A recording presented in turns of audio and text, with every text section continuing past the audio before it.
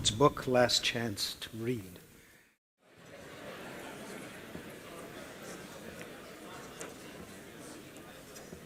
I'm multitasking, and I'm multi-thanking at the same time. So this is a walk station by Details, which is a Steelcase company. The walk station is based on proprietary NEAT technology, non-exercise activity thermogenesis. Yes, NEAT research as provided by Dr. James Levine of the renowned Mayo Clinic. Dr. Levine's research analyzed the feasibility of walking while working and the relationship of that activity to the potential of burning calories and losing weight. The effort culminated in the development of this walk station. You can have one for only $4,100. A product designed to change the face of the corporate workplace and the health of that workplace. We're told that 25% of all Canadians are today considered obese, 33% of all Americans. Movement is critical. So Dr. Levine's research suggests that increased physical activity among sedentary workers may benefit the workplace environment and increase the overall health, focus, and productivity of a workforce that is typically desk-bound. No kidding. Dr. Levine's research found that it is metabolically more effective to put more NEAT in your life to achieve a healthy body weight than it is to seek organized exercise. I bet that comes as a surprise. So if obese individuals were to replace the time spent sitting at the computer with 2 or 3 hours a day of walking computer time, actual weight loss can result estimates of between 46 and 66 pounds in 1 year. Research also shows that learning improves by 20% immediately after exercise. So here I am, walking, burning the calories, having a little nosh from that splendid Humber School of Hospitality, Recreation, and Tourism.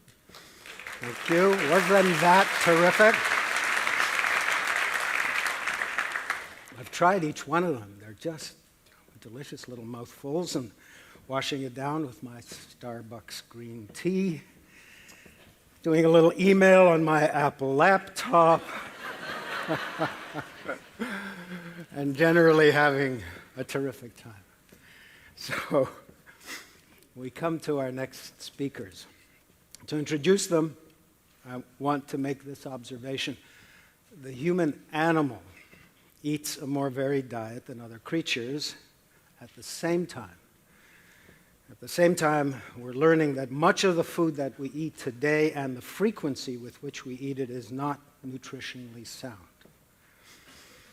And I would think that in the aftermath of some social or ecological collapse, things would presumably get back to basics in an awful hurry, which is why I think the work of our next speakers, Peter Menzel and Faith D'Alusio, husband and wife team, is so brilliant and disarming.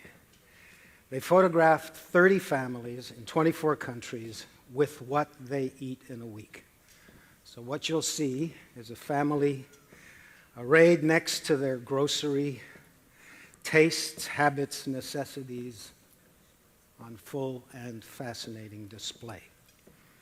So where's Peter? Where's Faith? If you could come up here. I don't know if you'd like to do your presentation from this walk station or not. No? All right, I'll just stop it for the now. I think I'm afraid of that walk station. Yeah. We're a team, but I don't think we could do that together. We have a hard time doing anything together. We're married. Thank you, Moses. Thank you, Ellison. Thank you, David. Moses said we could be comfortable, so I'm going to be comfortable. And if the lights could be way down on us, that would be great, because we want you to look at the pictures. We don't matter in all of this. What really matters are average people around the world and what they eat, and that's what we're going to look at.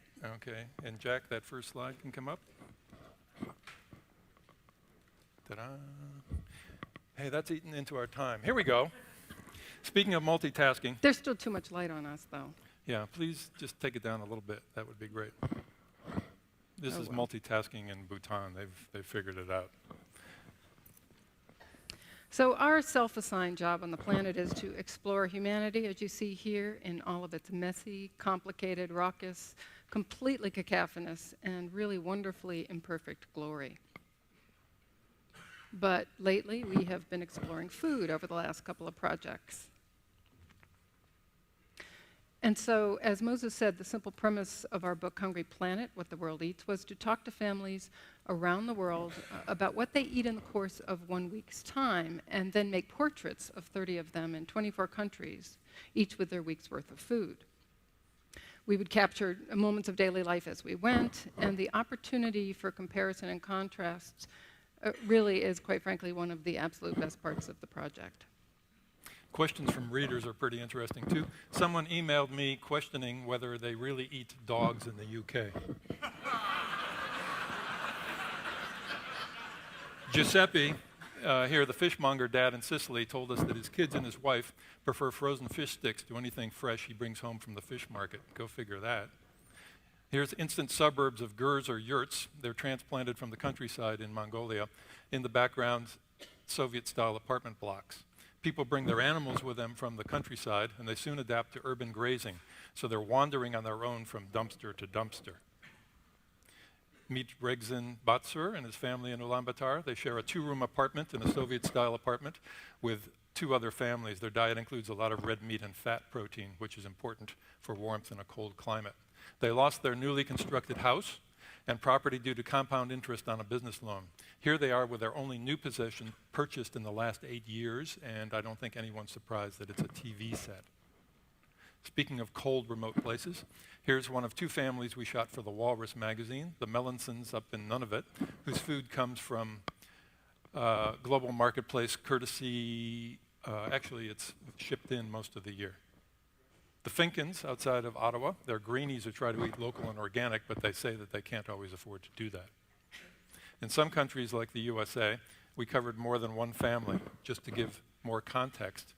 Here the Reeveses were shocked by the amount of highly processed food when they saw it all put together.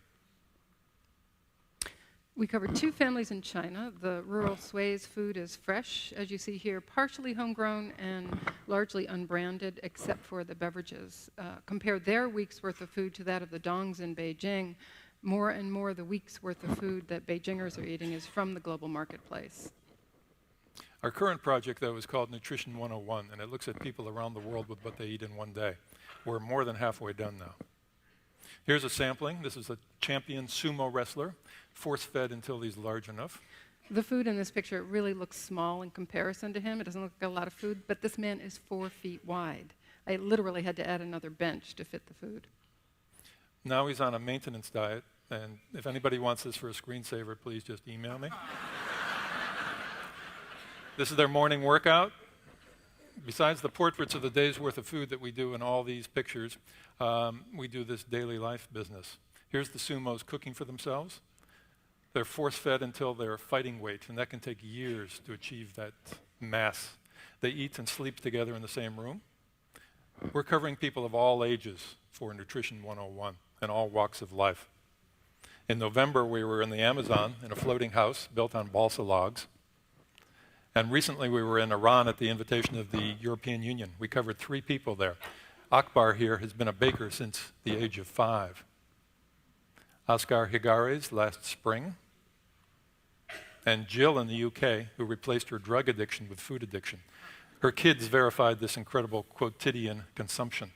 Faith always digs in there and makes sure that what we're showing is accurate. Which isn't always easy, but usually it's men lying about alcohol. Chris here in Shanghai eats at KFC 3 or 4 times a week thanks to coupon promotions, which is how fast food companies are gaining a foothold in China now. And here are some others. I'm sure you've always wondered what a seal hunter eats every day, or a camel dealer. In Tennessee, we found Rick, who is trying to get down to 400 pounds so he can get bariatric surgery. Small world. Here's Michael Ray, who's presenting on Friday about his diet for longevity. Cafeteria food 24/7 on an oil platform in Lake Maracaibo. here we are in Germany. I'm a sucker for sausages, so we spent a few days with a master butcher.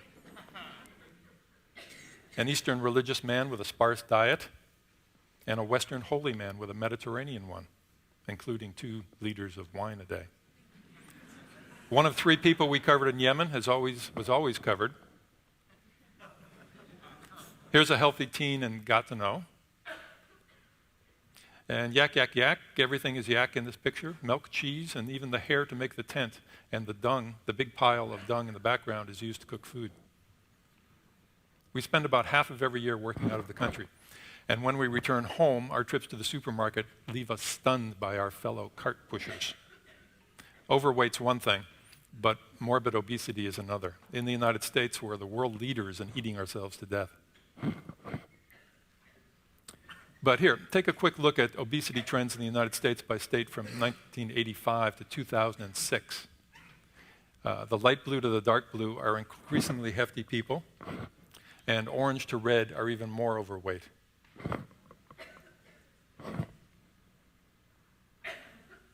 Okay, those are Canada's big neighbors to the south, but what about Canada? In 1994, everyone here was pretty slim, but unbuckle your belts. Canada's catching up. These are the red provinces in 2005 that had a 20% rate of obesity, and as Moses said, it's increasing. It's 25% now. There are associated risks and diseases that come with obesity: cardiovascular disease, hypertension, and gout, but the most prevalent one is diabetes. Here's a look at the corresponding increase in diabetes in Canada over the last 15 years.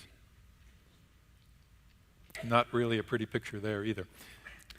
But in the year 2000, researchers at one of our favorite institutes, the World Watch Institute, determined that for the first time in recorded history, there were just as many overfed people as underfed on the planet. These numbers may change given the shocking rise in world food prices, but the underlying fact is that some of us, mostly in the so-called developed world, are eating ourselves to death. Advances in technology and transportation and rising incomes have caused we humans to undergo what is commonly called nutrition transition. People replace their simple diets with more food obtained from animal sources, as Alphonse was talking about earlier. They consume more meat and more highly processed food, and obesity really is almost inevitable. But basically, we want to close with this. We have visited hundreds of families in their kitchens and homes around the world over the last 15 years, not just to talk about food, but to eat together, compare notes, and over time develop interesting comparisons, which we then develop into these book projects to help all of you and all of us understand one another.